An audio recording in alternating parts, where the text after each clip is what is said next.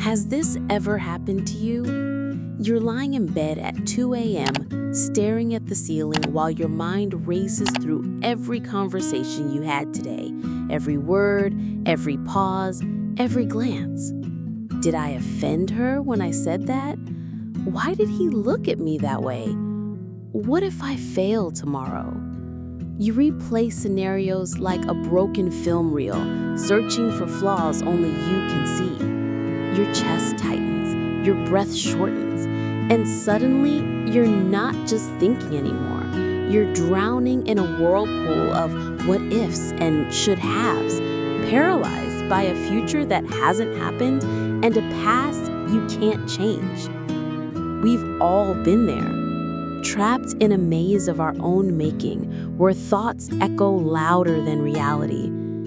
It starts innocently, a flicker of doubt, a moment of hesitation, but soon that flicker becomes a wildfire, consuming our peace, our energy, our very presence in the moments that matter.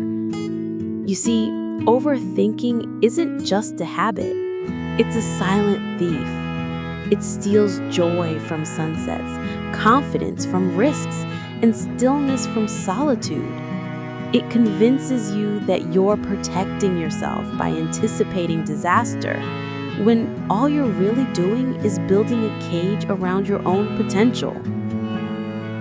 Let's pause here. Close your eyes for a second. Feel the weight of your shoulders, the rhythm of your breath. Notice how your mind wants to jump back into the fray, to dissect, analyze, control. That impulse? It's not your enemy. It's a survival mechanism wired into you, a relic from ancestors who needed to predict predators in the wild. But here's the painful truth. Your mind hasn't realized the wilderness is gone. Today, the predators are deadlines, expectations, and imaginary judgments. And your beautiful, overprotective brain, it's fighting ghosts. I remember a time when my own thoughts held me hostage. I'd script entire conversations before they happened, crafting perfect responses to questions no one asked. I'd avoid decisions. Choosing a coffee order felt like defusing a bomb. What if I pick the wrong flavor? What will the barista think? Sound familiar? We twist simplicity into complexity because somewhere deep down, we believe if we think hard enough, we'll outsmart pain. But life isn't a puzzle to solve. It's a river to flow with. And overthinking, it's like trying to navigate whitewater with an anchor tied to your ankles. So, what's the way out? It begins with a single radical shift. Stop treating your thoughts as orders and start seeing them as weather. Storms pass, clouds break. Thoughts come and go, but you don't have to build a house in the hurricane. Picture this. You're sitting by a window, watching rain streak the glass. Your mind whispers, "You're not good enough." Instead of arguing with it, or worse, believing it, you simply sigh and think, there's that old story again. You don't open the door. You don't invite it in for tea. You let it patter against the pane until it tires itself out. That's the power of detachment. This isn't about silencing your mind. That's impossible. It's about changing your relationship with the noise. Imagine holding a snow globe. Shake it and the flakes swirl violently. But set it down, slowly, gently, the chaos settles until you can see the scene inside clearly. Your mind works the same way. Clarity isn't found in the frenzy. It's found in the stillness between thoughts. Right now, you might be thinking, but what if I make a mistake? What if I fail? Here's a secret. You will. So will I. So will every soul who's ever dared to live boldly. Mistakes aren't proof of your inadequacy, they're proof of your humanity. The real tragedy isn't stumbling, it's refusing to walk because you're too busy mapping every crack in the pavement. So today, let's make a pact. The next time your mind spins into overdrive, ask it one gentle question. Is this thought serving me or suffocating me? You don't need an answer. Just asking shifts you from passenger to pilot. You reclaim your right to land back in your body, to feel the solid earth under your feet, the warmth of your own breath, the quiet pulse of now. Because now is where life happens. Not in yesterday's regrets, not in tomorrow's illusions. Right here, in this breath, in this possibility. The prison door was never locked, my friend. You just forgot you held the key. Imagine you're standing at the edge of a cliff. Not a real one, but a cliff of your own creation. Below you swirls a churning sea of what could go wrong. You've mapped every rock, every current, every shadow beneath those waves. You've rehearsed drowning 1,000 times, and yet you never jump. You just stand there, frozen, exhausting yourself by fighting battles that exist only in the theater of your mind. This is where overthinking tightens its grip, in the anticipation of life rather than the living of it. We confuse preparation with paralysis. We tell ourselves we're being responsible by obsessing over every variable. But responsibility doesn't drain your soul, it grounds you. Overthinking, it's a hall of mirrors. You keep walking thinking you're moving forward, but you're just circling the same fears in different disguises. Will they like me? What if I'm not ready? How will I handle disappointment? You're so busy painting catastrophes that you miss the quiet miracles right in front of you. The steam rising from your morning coffee, the way sunlight catches dust motes in the air, the unplanned laughter between friends. Let's name the core wound here: an addiction to control. We overthink because we're terrified of uncertainty. We'd rather suffer the familiar agony of looping thoughts than face the vulnerability of not knowing. But here's the irony. Your thoughts don't control outcomes. They only control you. That presentation you agonized over for weeks, the audience remembered your passion, not the single slide where you stumbled. The conversation you replayed all night, the other person forgot it by dinner. We inflate our fears until they block the sun, not realizing they're just balloons. Pierce them with presence and they vanish. I want you to try something. Place your hand over your heart. Feel that steady beat? That rhythm has carried you through every storm you've ever weathered without your thoughts directing it. Your body knows how to breathe without your permission. Your wounds heal while you sleep. Life unfolds within you and around you effortlessly when you stop forcing it into the cage of your expectations. This isn't mystical, it's biological proof. You are designed to thrive, not just survive. Your mind is a tool, not a master. So, how do we loosen this grip? By practicing conscious uncertainty.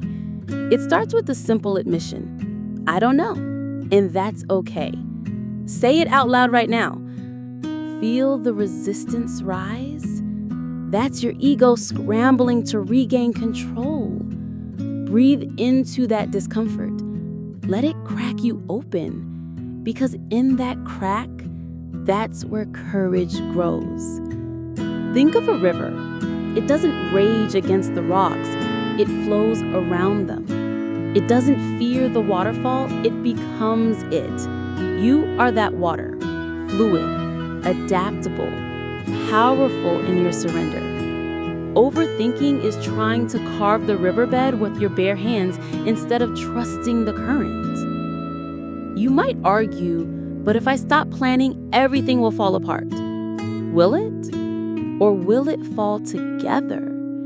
When you release the compulsion to micromanage life, you make space for intuition, that quiet voice beneath the mental noise that knows which path aligns with your soul. Intuition isn't reckless, it's your deepest intelligence whispering, "This way." Try this today. For 5 minutes, sit in stillness. Not to meditate perfectly, but to observe. Watch your thoughts float by like leaves on a stream. When one hooks you, did I send that email? What if traffic is bad? Gently return to your breath. No judgment, no battle. You're not trying to empty your mind, you're practicing not boarding every train of thought that whistles by. This is where freedom lives, in the gaps between thoughts, in the pause before reaction, in the courage to say, "I am here," and here is enough. Your worth isn't earned by solving imaginary problems. It's inherent in your aliveness, in the way your eyes reflect light, in the warmth of your hand on someone's shoulder, in the unique timbre of your laughter. That cliff you're standing on, it was never real. The sea below, an illusion. Step back. Turn around. The vast, open field behind you, that's your life. Untamed, unscripted, radiant with possibilities you've never dreamed of because you were too busy fearing the fall to see the sky. Your thoughts are not a life raft. They're waves. You don't need to calm the ocean to swim. You only need to remember you know how to float.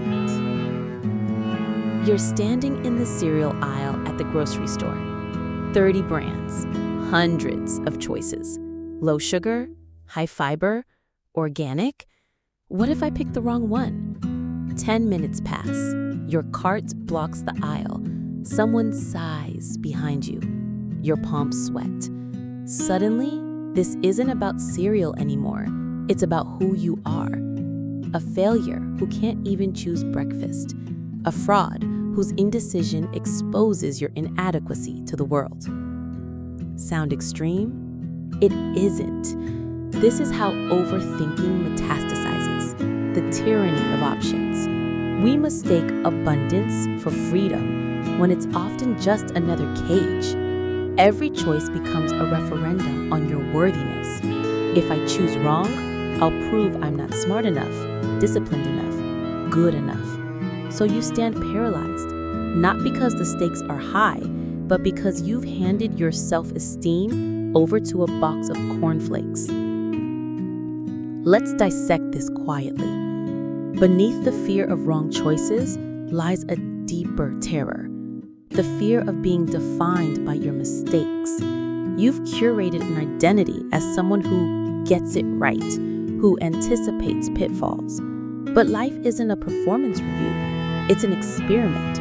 And experiments require messy trial and error, not bulletproof predictions. Every time you avoid deciding to avoid being wrong, you trade your agency for a mirage of safety. You become a spectator in your own life. I lived this for years. I'd research for hours to buy a $20 toaster. I'd draft 5 versions of a 2-line email. I thought I was being thorough. Really? I was hiding, because as long as I was preparing, I wasn't risking. And as long as I wasn't risking, rejection couldn't touch me. But here's what no one tells you. Indecision is its own form of rejection. You're rejecting possibility. You're rejecting growth.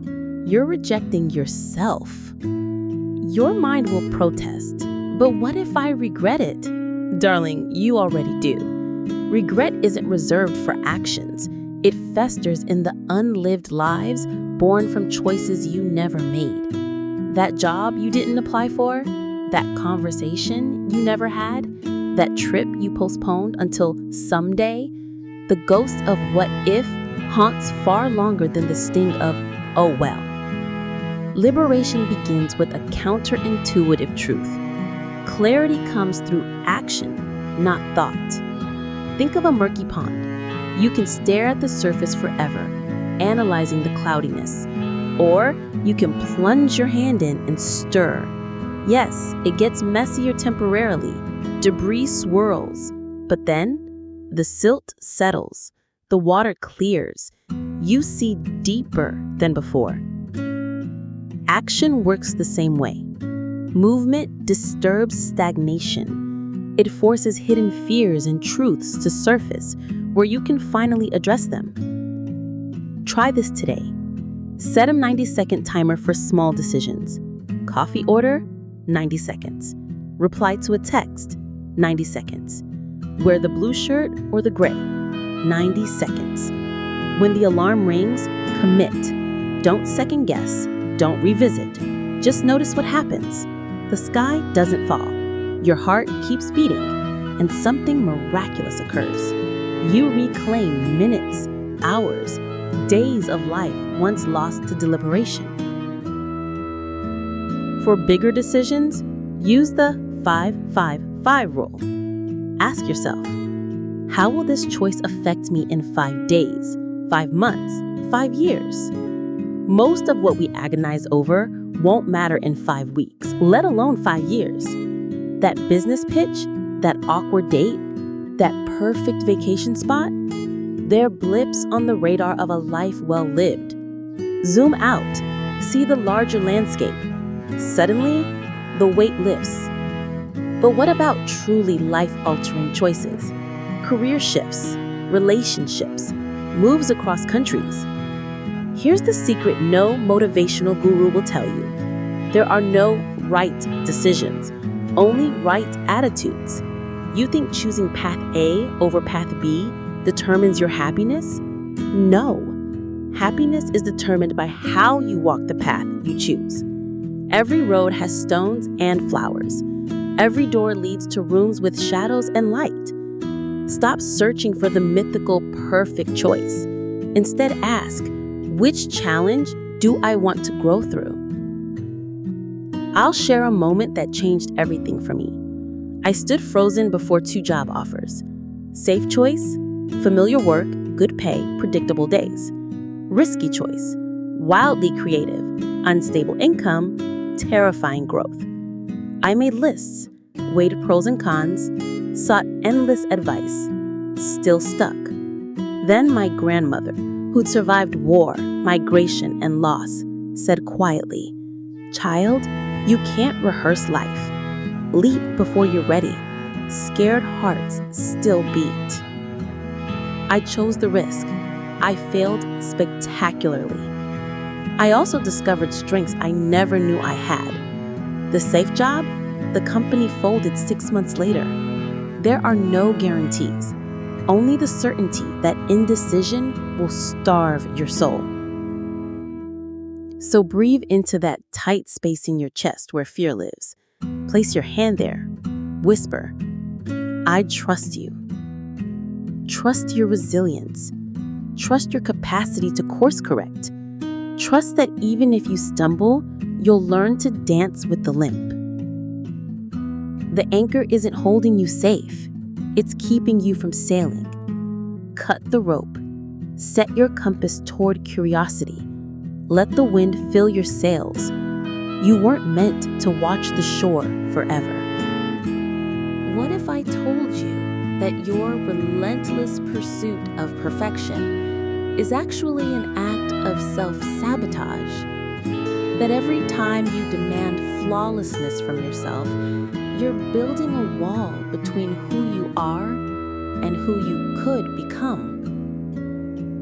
You know this scene well. You've poured hours into a project, a painting, a business plan, a personal letter. It's almost ready. But instead of releasing it into the world, you hover, adjust the comma, tweak a color, rewrite one sentence 17 times. It's not perfect yet, your mind insists. They'll see the cracks. So you polish and polish until the life bleeds out of it, until the deadline passes, until the moment is gone. Perfectionism isn't high standards. It's fear wearing a crown. It's the terrified child within you whispering, if they see the real you, they'll leave. So you hide behind impeccable presentations, spotless homes, and curated personas. But here's the devastating truth. Perfection doesn't protect you from judgment. It only protects you from connection. Let's dissect the anatomy of this trap. 1. The illusion of control.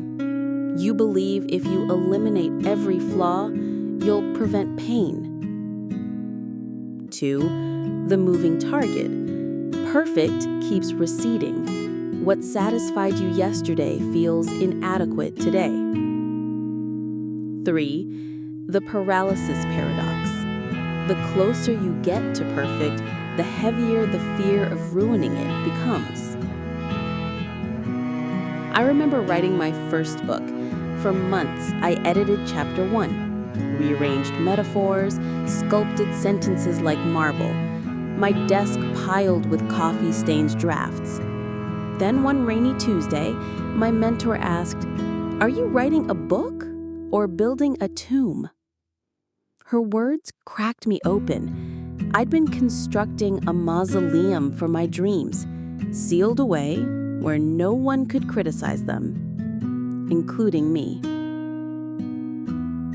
Perfectionism isn't the pursuit of excellence. It's the refuge of the terrified. Consider this.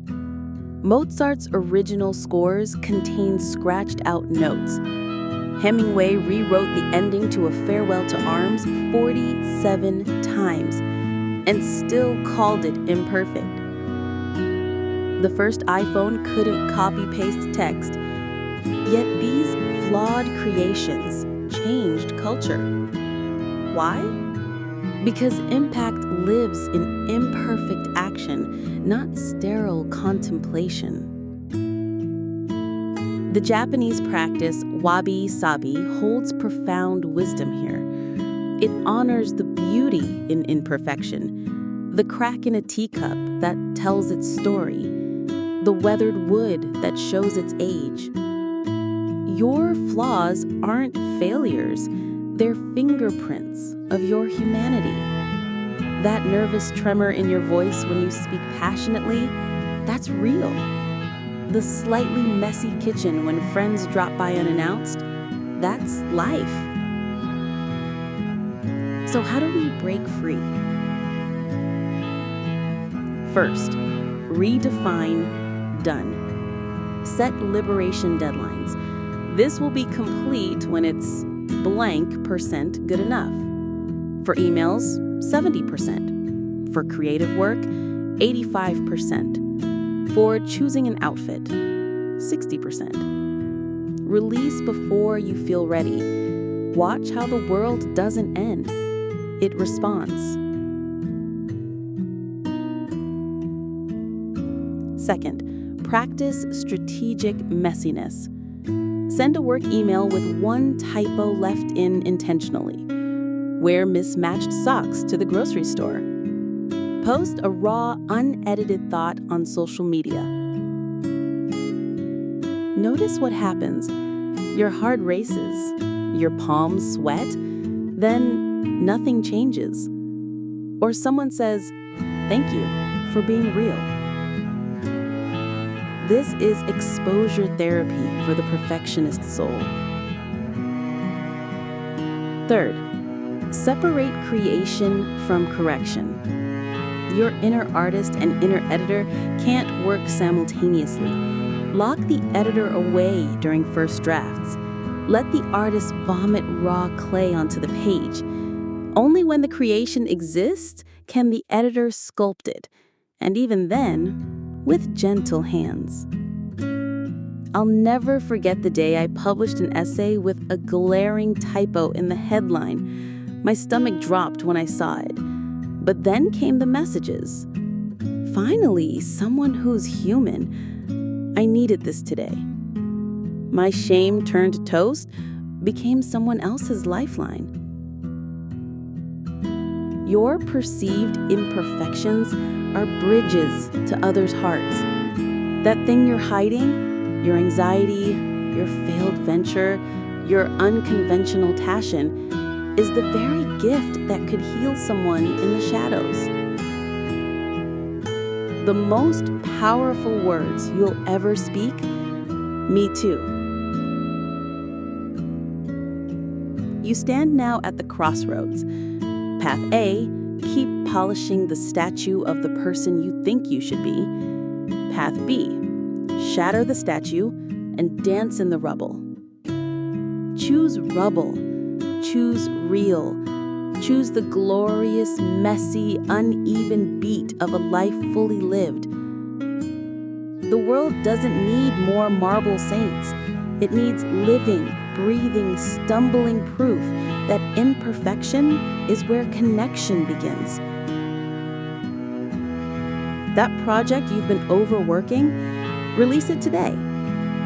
That apology you've been rehearsing, speak it now, stumbling words and all. That dream you've been preparing for years, begin. Now, here, in the glorious imperfection of this moment. Perfection is a desert. Imperfection is an ocean. Dive in. The water is alive.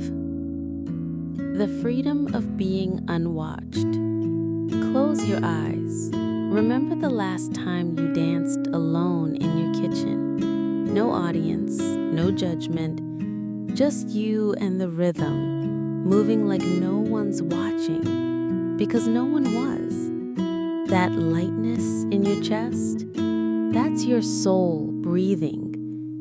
Now remember the last time you spoke in a meeting, or posted online, or walked into a party. Feel that subtle shift, the tightening in your shoulders, the rehearsing of sentences before they leave your lips, the scanning of faces for approval.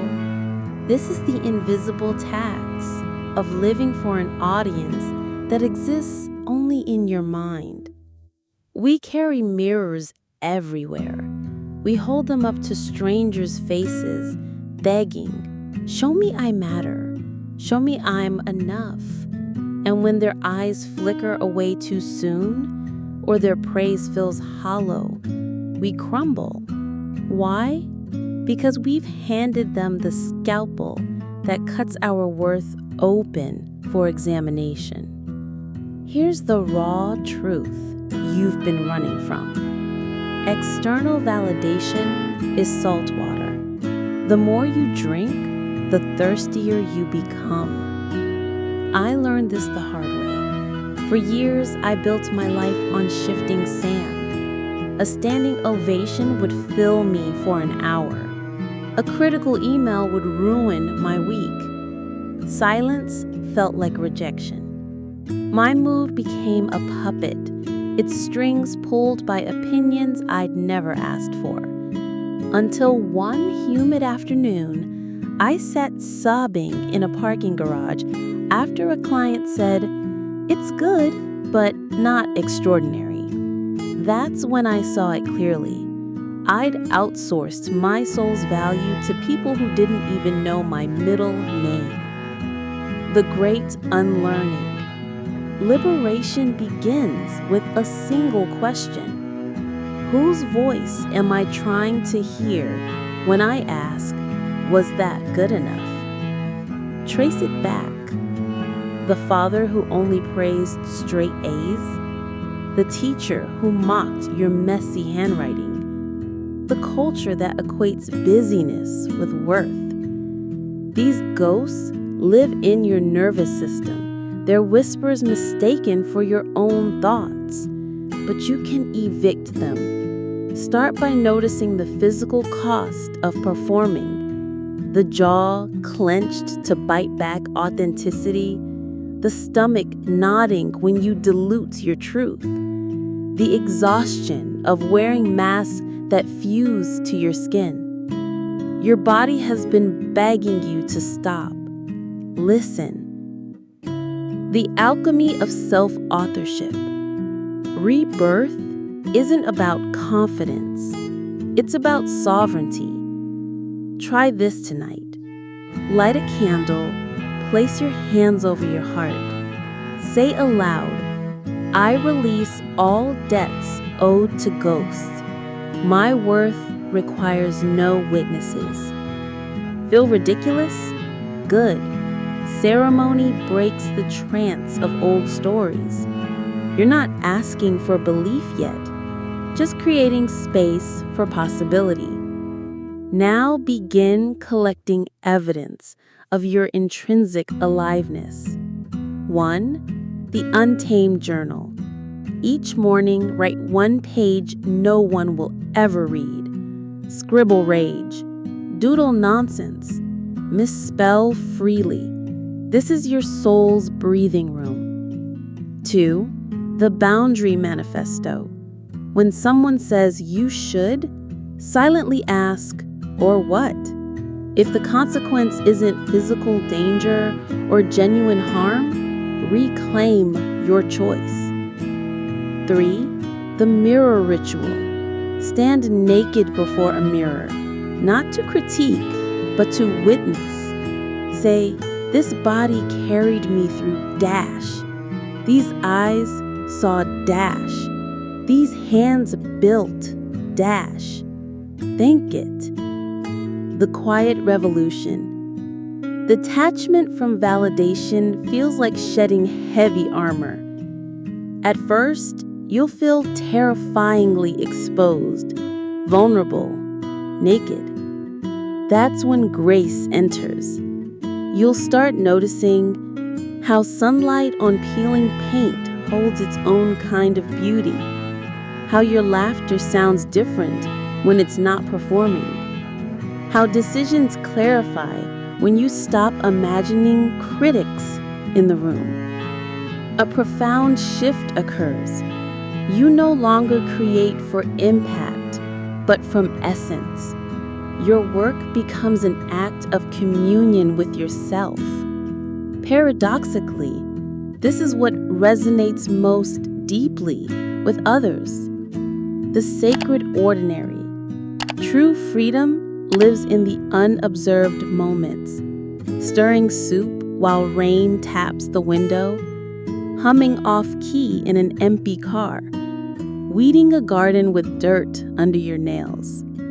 Here, in the cathedral of the mundane, you remember you don't need to be seen to be real.